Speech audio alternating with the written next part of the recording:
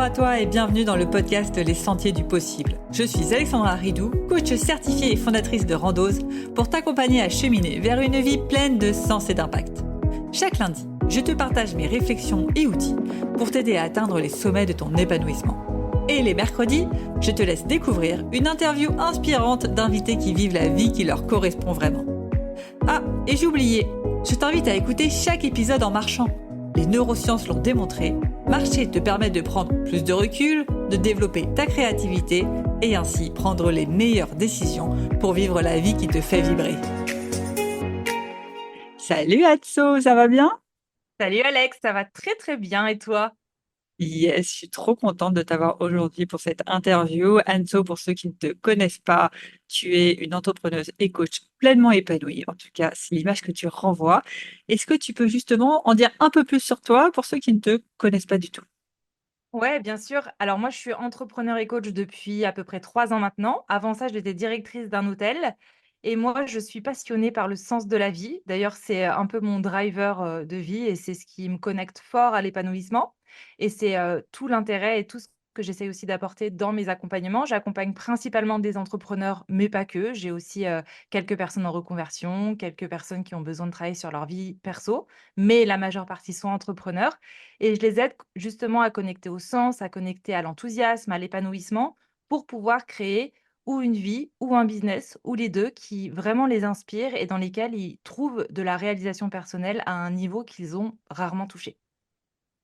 Trop bien, parce que c'est tout l'objet de ce podcast de parler de sens, donc je sens que ça va être passionnant. Pour commencer déjà, pour toi, c'est quoi une vie pleine de sens?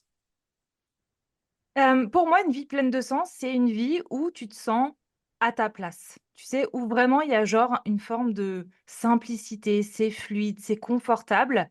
Où le challenge est, apprécié, tu vois? Où c'est galvanisant, c'est dynamique et cetera et c'est vraiment ce sentiment de: «OK, là, je me sens vraiment à ma place. Je sens que je fais quelque chose qui est juste pour moi». Ça, c'est vraiment comme ça que moi, je ressens le sens, en tout cas.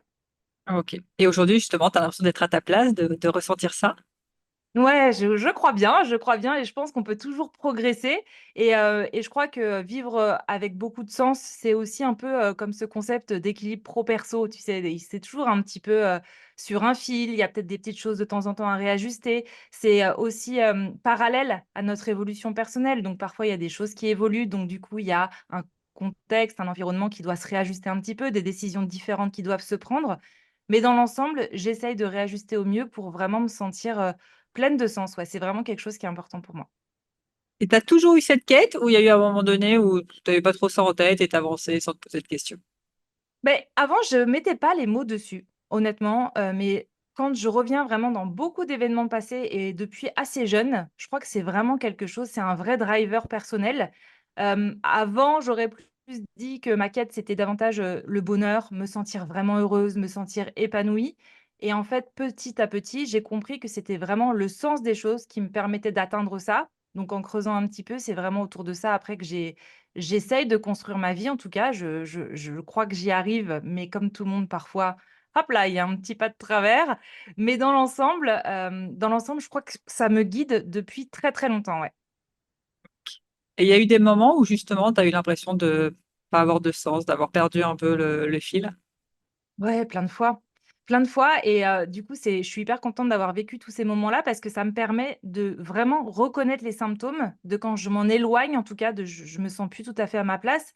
J'en ai vécu pas mal, je pense que le 1er qui a été vraiment un chamboulement. Le premier grand choc où je me suis dit: «Ça n'a aucun sens ce qui se passe dans ma vie», c'est, quand j'étais en école de commerce. J'avais commencé une école de commerce, j'en étais à peu près à 2 ans et je me sentais pas du tout à ma place. Je m'amusais pas. En fait, il y a vraiment ça aussi. Il y avait pas de plaisir, il y avait pas d'entrain. J'avais l'impression de subir, en fait, un petit peu, mon quotidien et après j'étais dans l'autoroute du conditionnement. J'étais lancée dans cette école qui durait 4 ans. Tu peux pas claquer des doigts et dire: «J'arrête tout». J'avais, la pression parentale et cetera et par chance, c'était un cadeau très mal emballé, mais par chance, j'ai eu un grave accident de voiture, à cette époque-là et du coup, je suis restée 1 mois chez moi le temps de guérir et en fait, pendant ce mois-là, je me suis vraiment dit: «Mais en fait, ça n'a aucun sens cette vie.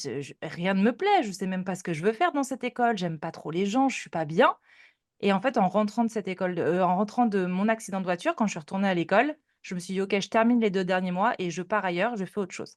Ce qui a été un choc pour mes parents, mais c'est vraiment la première fois où je me suis dit: «Ça n'a aucun sens» et où j'ai eu l'espace pour pouvoir le ressentir puisque j'étais immobilisée pendant un mois et du coup, j'ai vraiment connecté à: «OK, c'est quoi les symptômes?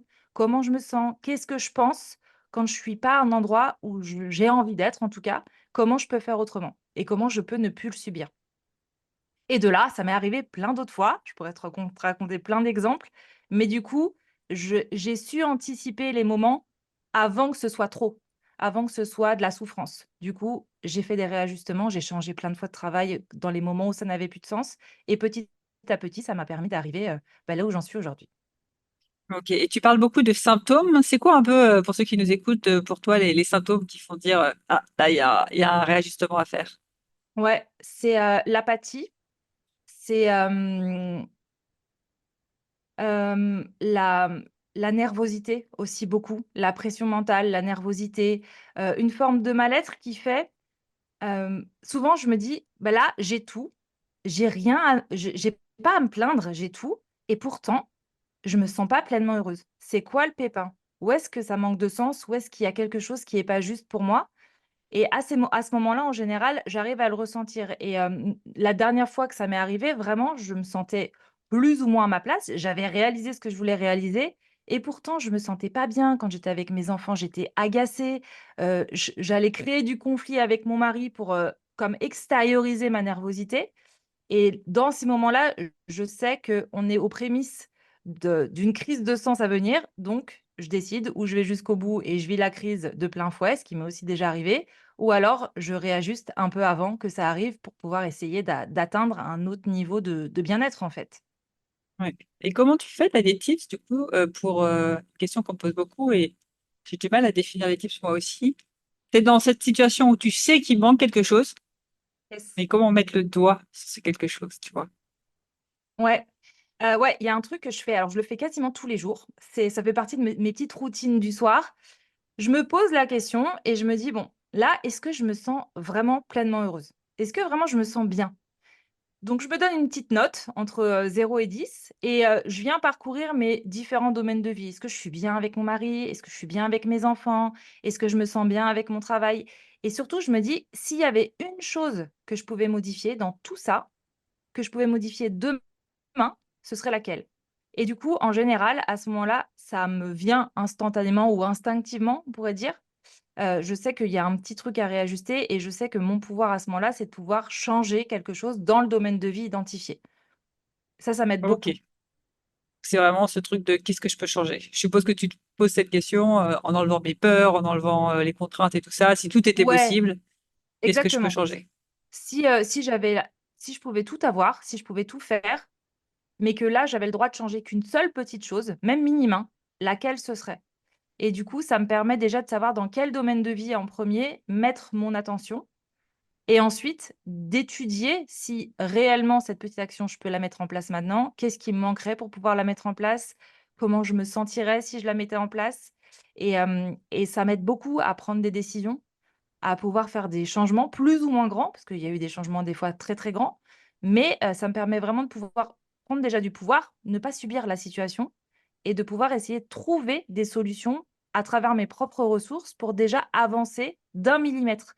Parce que parfois, t'as pas de sens, tu te sens pas bien, mais d'avancer ne serait-ce que d'1 millimètre, ça te redonne de l'énergie, ça te redonne de l'envie, de la confiance, de l'espoir et petit à petit, c'est le pas d'après, puis le pas d'après, puis après tu peux arriver à des grandes réalisations. Ouais, non, ça fait totalement sens et j'aimerais rebondir sur quelque chose. Du coup, qui dit changement, dit en général directement peur du regard des autres, dans 90 des cas, et tu l'as dit quand tu étais, en école de commerce, je pense que faire face au regard de tes parents, ça n'a pas dû être simple.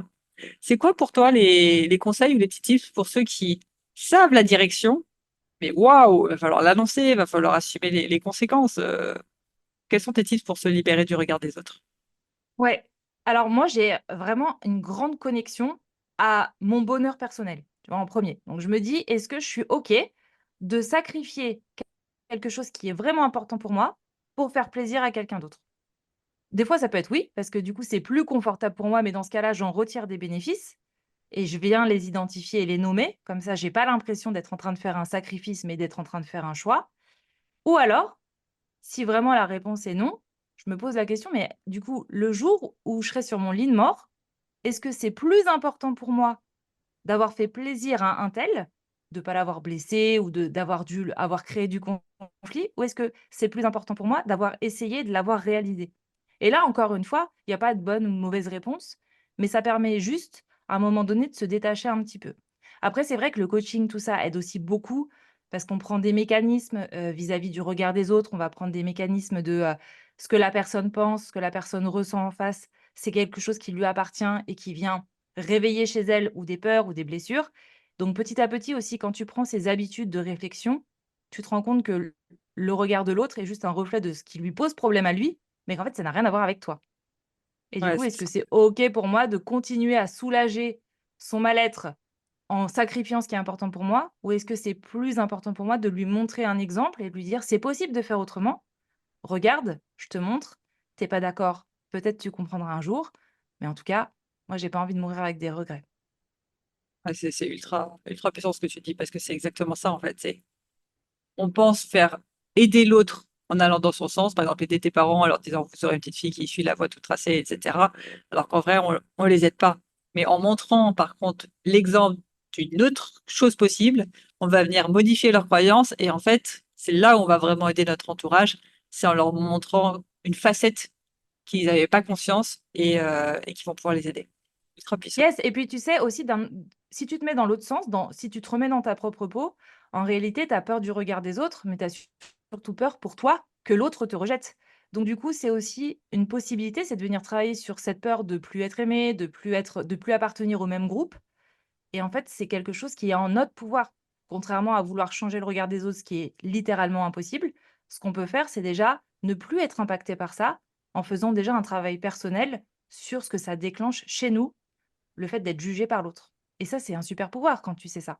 Ça prend du temps, des fois c'est dur, mais n'empêche que c'est quelque chose qui est de notre responsabilité et qui est possible. Ça donne beaucoup d'espoir. Ouais, carrément. Et là-dessus, pour moi, tu es un peu une référente. Si je regarde tes stories Insta, etc., tu arrives à te dévoiler en toute authenticité, vulnérabilité. Moi, je suis en plein travail dessus. Je progresse un peu chaque jour pour me dévoiler. Qu'est-ce qui fait, selon toi, que tu arrives justement à être aussi authentique, qu'importe la situation, qu'importe le contexte? En tout cas, c'est l'image que tu renvoies. Ça, je pense que c'est un vrai chemin. Tu vois, je suis passée par l'étape de genre: «C'est impossible, j'ai peur d'être toute nue devant ma caméra, je suis très gênée» et je pense que ce qui m'a vraiment permis ça, c'est, justement déjà de me détacher du regard des autres. Ça, c'est une certitude, bien que ça vient quand même me chercher de temps en temps et je pense que ça vient chercher tout le monde, toujours à un moment de sa vie. Alors peut-être plus Bouddha, mais je pense que l'humain normal, à un moment donné, ça va venir le chercher à chaque niveau identitaire que tu passes. Tu as des nouveaux regards qui te font peur, donc ça, c'est quelque chose, il faut l'accepter, c'est OK et puis le traverser. À l'inverse, à ch la, phrase que je me dis à chaque fois quand je dois dévoiler quelque chose, c'est: «Est-ce que le fait de partager ça, ça peut aider au moins une seule personne? Est-ce que ça peut aider une personne à se sentir mieux, à s'autoriser peut-être à vivre davantage, sa vulnérabilité? Ça peut lui permettre aussi de comprendre des choses sur elle qu'elle n'avait pas compris». Et j'ai tellement l'impression de contribuer en faisant ça, ne serait-ce que pour une seule personne, que ça me galvanise, ça me donne envie. Je me dis: «C'est chouette de montrer l'exemple», tu vois? C'est chouette de pouvoir montrer que c'est possible. C'est en tout cas ma vision des choses. Et du coup, je me pose une question, tu vois, parce que j'essaye, honnêtement, tu es un peu mon exemple en termes de story Instagram, tu vois, de poser les choses telles qu'elles sont dès que tu les penses. Ouais, tu vois, récemment, j'atteins pas mes objectifs de couper le boulot et quand mes enfants sont couchés, ne pas du tout reprendre le boulot, tu vois, attendre le lendemain. Souvent, j'ai un mail ou deux de retard, j'ai traité les mails, etc. Et je me dis, voilà, j'aimerais bien partager ça parce que voilà, ça montre que tout n'est pas parfait, etc.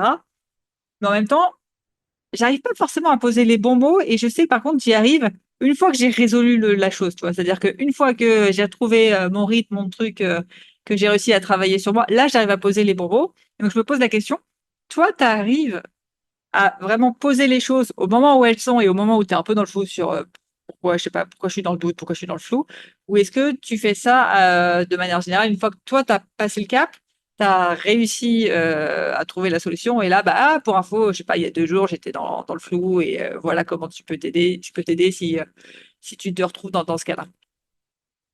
La majeure partie du temps, j'aime bien avoir passé le step de la résolution parce que, sinon ça reste qu'une demi-info. Je vous informe que je suis un peu dans le doute en ce moment. C'est chouette, ça crée du lien et c'est chouette de le faire de temps en temps, mais du coup, tu donnes pas de piste de réflexion ou en tout cas, tu donnes pas, une solution, tu vois? Ouais. Selon moi. Du coup, j'aime bien avoir passé déjà l'étape de la solution ou au minimal le premier pas vers la solution et Mm. c'est beaucoup plus facile pour moi de le partager à ce moment-là parce que je me sens légitime de le faire, parce que je l'ai vécu. Donc personne pourra venir me contredire et me dire: «C'est pas vrai, c'est pas possible». Bah si, c'est possible, je viens de le vivre et c'est ce que je ressens. Donc déjà, ça m'aide beaucoup sur, la légitimité à pouvoir partager mes idées. Si je les ai passées avant, si je les ai vécues, expérimentées, je me sens ancrée et solide dans mes baskets parce que j'ai de la certitude. Ça, c'est la première chose. Après, à côté de ça, je trouve que parfois, c'est quand même bien de pouvoir partager quand tu as un petit doute, quand tu es dans le flou, quand tu sais pas trop où tu en es. Parce que, un, ça crée du lien, ça humanise aussi un compte, parce que on va pas se mentir, Instagram, ça peut vite être du faux si tu partages que 5% de ta vie et de tes émotions. Du coup, il y a une vue biaisée de qui tu es. Donc de temps en temps, de pouvoir partager un doute, ça permet aussi aux gens de déculpabiliser par rapport à toutes les fois où tu dis: «Ça, je l'ai dépassé, je suis contente. Ça, j'ai atteint cet objectif, je suis hyper contente». Où là, du coup, tu crées un fantasme dans l'esprit des gens et ce qui n'est pas une réalité et je crois pas que c'est leur rendre service en permanence. Donc j'aime bien mixer un peu les 2, mais la plupart du temps, si je l'ai dépassé, ça me permet de pouvoir, actionner aussi certaines pistes de solutions que je peux partager et ça me donne aussi beaucoup de certitude donc j'aime bien, c'est plus confortable, je vais pas te mentir. En tout cas, moi, un truc que je découvre, du coup, depuis que j'essaie de partager un peu plus, c'est que c'est un peu une thérapie. Enfin, les gens pensent que tu le fais pour eux, mais en vrai, de plus en plus, par moment, je fais des stories juste pour moi, pour poser mon idée et dire, OK, en fait, là, qu'est-ce qui s'est passé? On va essayer de mettre des mots dessus, comment s'en sortir. Et tu le vis aussi de temps en temps un peu comme une thérapie, que ce soit les stories, les posts, le podcast ou n'importe quoi, mais la création de contenu. C'est-à-dire que ce truc ça permet de clarifier mes idées, y voir plus clair, avancer.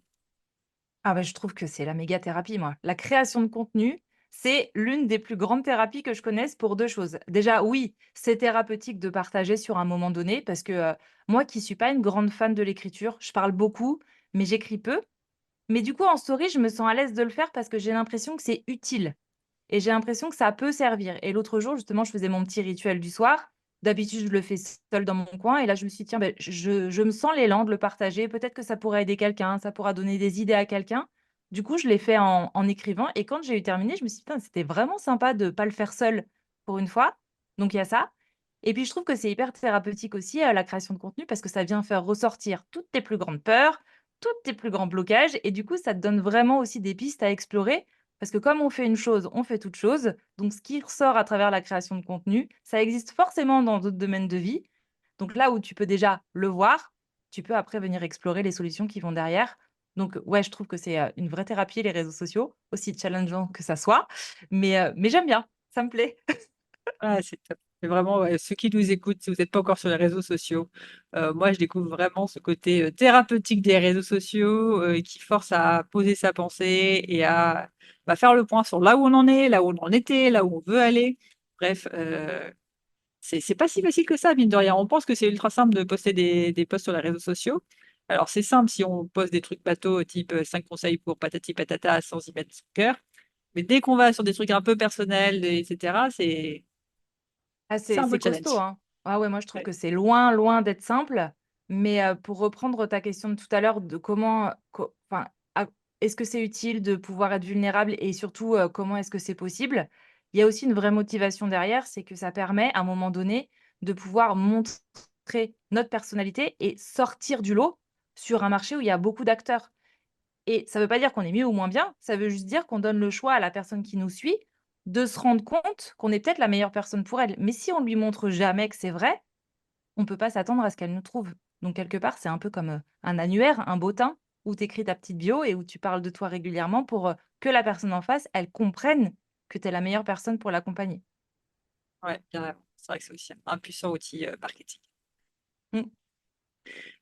Sinon, on s'est connus dans la formation de Julien Musi Mastery. Je sais que tu as beaucoup travaillé sur toi, tout comme moi, là, ces derniers mois. C'est quoi un peu les enseignements que tu as tirés justement ces derniers mois sur tout ce travail sur toi, cette quête de sens?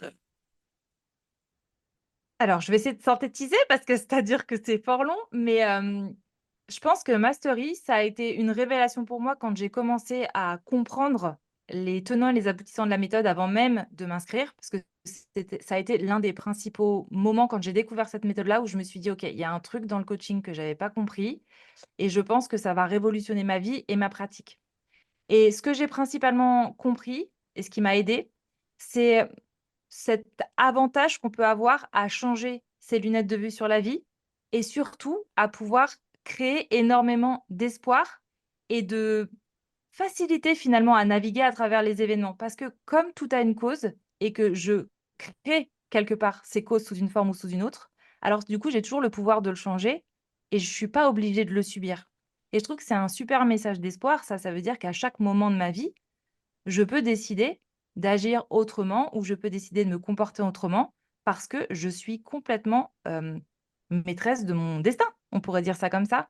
Donc ça m'a énormément aidée et là où ça m'a beaucoup aidée à gagner en légitimité, c'est pas tant sur ma pratique, c'est que comme j'aime beaucoup m'appuyer sur mes expériences passées pour pouvoir transmettre et aussi pour pouvoir coacher souvent, ça m'a aidée à comprendre des événements passés que j'avais vécus, pour lesquels je me sentais pas légitime parce que souvent je me suis dit: «Ouais, mais là, c'était un coup de chance. Là, c'est parce que, c'était une synchronicité, une coïncidence». Donc du coup, je me sentais pas légitime parce que ça me semblait genre, comme, un coup de chance, tu vois?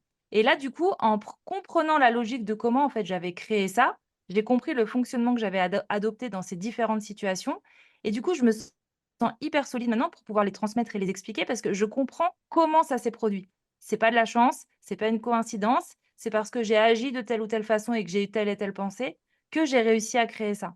Et d'un seul coup, mon parcours qui me semblait jusqu'alors, pas mal, mais voilà, sans insignifiant, c'est-à-dire, d'un seul coup, j'ai compris qu'en fait, j'avais développé des forces inconscientes, sans faire exprès et que j'avais navigué dans des événements de vie sans faire exprès et qu'en fait, j'avais déjà acquis certaines compétences comportementales ou en tout cas certaines façons de penser et qui me permettent du coup aujourd'hui de vraiment me sentir plus légitime, tant dans la façon de communiquer que dans la façon d'accompagner, que même dans ma façon de vivre et dans ma façon de transmettre, quoi. Et ça m'a énormément aidée. C'était d'ailleurs ce que j'étais venue chercher. Comprendre, je veux comprendre. Et Top, c'est toi? génial. Moi, ça a vraiment été, alors comme toi, en fait, tu peux prendre le pouvoir de ta vie, mais ça, je l'avais déjà un peu. Moi, ça a été plus la partie, il y a toujours deux facettes à tout. Euh, Julien dit souvent, tout n'est pas noir ou tout n'est pas gris. Euh, Tout n'est pas noir ou tout n'est pas blanc, pardon. Mmh. Tu parles à mon mari avant Mastery, il t'aurait dit, ah non, mais avec Alexandra, tout est noir ou blanc. Il y a jamais de gris. Et donc, ça m'a vraiment fait prendre conscience que il y a un gris, il y a une solution au milieu possible, et que si tu vois tout noir, eh ben, il y a un gris et il y a un blanc. T'es pas que dans le noir, t'as tout qui est partagé. Et je sais qu'aujourd'hui, c'est aussi ce qui a révolutionné mon coaching. C'est que souvent, j'allais rentrer dans l'histoire de mes clients en mode, ah oui, tu vois tout noir. Ah, je suis d'accord, tout est noir. Et j'ai du mal à voir le blanc ou à croire qu'il y a du blanc ou du gris. Et maintenant, je suis là. Bah non, c'est juste une question de perception. Toi, tu as décidé de regarder cette face de la pièce, on va retourner la pièce et on va avoir l'autre explication, l'autre vision possible. Donc, c'est vraiment ça, moi, qui a tout changé, c'est cette perception. Bah, un peu avec cette question, c'est quoi les bénéfices, tu vois. Dès que tu vois un truc noir, ok, c'est quoi les bénéfices? Dès que tu vois un truc blanc, c'est quoi les inconvénients? Et aller chercher l'autre facette de la pièce. Ouais, je suis carrément d'accord avec toi. Je suis d'accord avec toi et c'est ça qui est vraiment porteur d'espoir, c'est qu'à chaque fois que tu rencontres un challenge ou une difficulté, maintenant, la première question naturelle que je me pose, bon, c'est quoi les bénéfices pour moi à vivre ça? Il y a ce truc qui me plaît pas. Qu'est-ce que ça m'apporte? Qu'est-ce que je suis en train d'apprendre? Qu'est-ce que je suis en train de gagner? Et du coup, tu sors vraiment d'une forme de fatalisme et tu connectes à une forme d'optimisme. Tu te dis, bon, bah, de toute façon, c'est la galère, mais ça va servir à quelque chose. Peut-être que je le vois pas encore, mais j'ai confiance que ça sert à quelque chose et que ça va venir. Ça change la vie. Ouais, carrément. Et du coup, Anso, une dernière question pour toi. À quelqu'un qui, justement, est perdu, cherche le sens, etc., tu lui conseillerais quoi? Ouais. Déjà, je lui conseillerais de s'observer, tu vois? Est-ce que vraiment elle est perdue, elle a perdu le sens? Ou est-ce que dans sa situation actuelle, c'est juste qu'elle voit pas en quoi il y a déjà une forme de perfection dans ce qu'elle a envie de vivre. C'est juste que, comme on disait juste avant, elle voit que le côté noir sans voir le côté blanc. Parce qu'en fait, la perte de sens, c'est quand tu vois les 2 côtés et que tu te dis: «J'ai rien à foutre là». Mais déjà, il faut voir les 2 côtés. Donc ça, c'est la première chose et d'ailleurs, c'est ce que je propose à chaque fois de faire, c'est, OK, aujourd'hui, je suis insatisfaite, mais en quoi est-ce que ça me sert? Et quand je sais à quoi ça me sert et que ça m et en quoi ça me dessert et que je suis toujours insatisfaite, OK, donc là, il y a pas de sens. Donc comment est-ce qu'il pourrait y avoir plus de sens? Quel domaine de vie n'a pas de sens? Est-ce que c'est la vie de couple, la vie de famille, la vie, professionnelle et cetera? Quand tu as identifié ton domaine, tu viens regarder qu'est-ce qu'il y a dans ce domaine qui n'a pas de sens. Parce qu'en fait, ça peut être vraiment une petite particule sans avoir à tout révolutionner. Et quand tu trouves ta petite particule, moi, ce que j'adore faire, c'est me projeter et me dire si dans un an, je pouvais être où je veux, faire ce que je veux et que ce soit réalisable dans mon esprit et que j'y crois. Qu'est-ce que je ferais de différent et où je serais à la place? Et en fait, ça me permet juste de rêver un petit peu et de voir comment est-ce que je me sens avec ce rêve. Est-ce que vraiment je sens que je suis en train de fabuler et qu'en fait j'ai pas tant envie que ça parce que ça me semble complètement dingue? Ou est-ce qu'au contraire, je le vois et je sens déjà et je commence à entrevoir les sous-étapes pour pouvoir y arriver? Et à partir de là, tu peux commencer à cheminer avec des toutes petites étapes pour essayer de changer petit à petit le sens que tu donnes aux choses.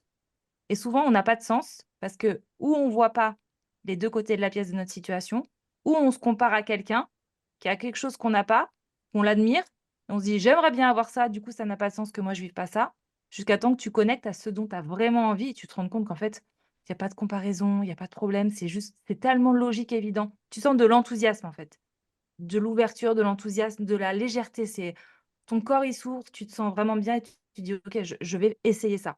Et des fois, tu as pas la solution tout de suite du chemin final, mais tu sais déjà la première étape. Quand j'étais à l'hôtel et que j'ai décidé de partir, qu'un matin je me suis réveillée, je me suis dit: «Non mais en fait là, ça n'a plus aucun sens d'aller bosser là-bas». J'avais aucune idée de ce que j'allais faire, mais par contre j'avais la certitude, c'est que j'allais pas rester là.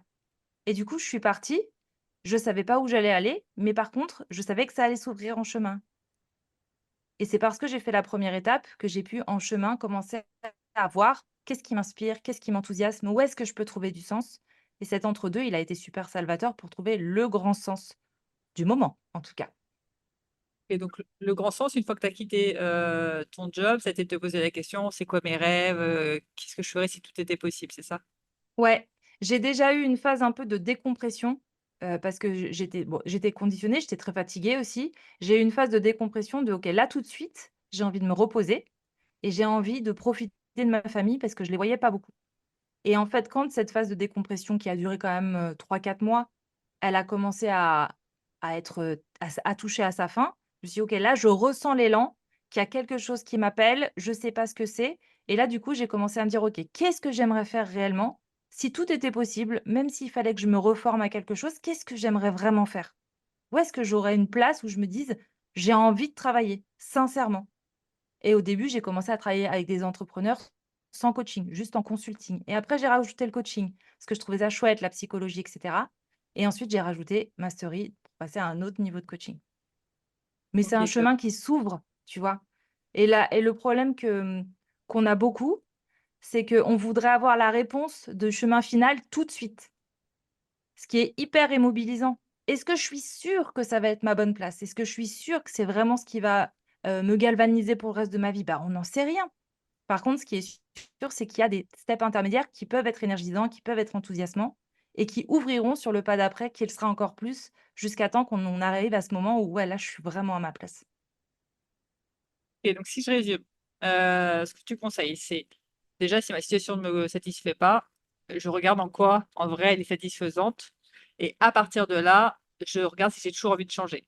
Je prends un exemple qui parle beaucoup, là, je l'ai eu lundi, j'avais un coaché, j'en peux plus de mon job, je m'ennuie. Je lui ai fait justement prendre conscience que, bah, tu t'ennuies, mais en même temps, de ce que tu me dis, ça te permet de sortir, ça permet de voir ta famille, ça permet d'apprendre plein de nouvelles choses et tu m'as dit que tout ce que tu aimais faire, c'était voir tes amis, ta famille, apprendre de nouvelles choses. Finalement, c'est génial, non? Donc il prend conscience que c'est génial. Là, c'est poser la question: «OK, à partir de là, est-ce que tu as toujours envie de changer?» Et si la Yes, réponse est oui, c'est avancer par petits pas, vers des pistes de ce qui nous ferait vibrer, mais même si on ne sait pas vraiment exactement quoi, avancer par petits pas. Franchement, c'est ma perception et c'est mon expérience. Peut-être qu'il y a d'autres personnes qui auraient un discours différent du mien, mais moi, c'est vraiment ce que j'ai expérimenté et c'est ce qui m'a permis de pouvoir me connecter à un moment donné à quelque chose qui était très inspirant.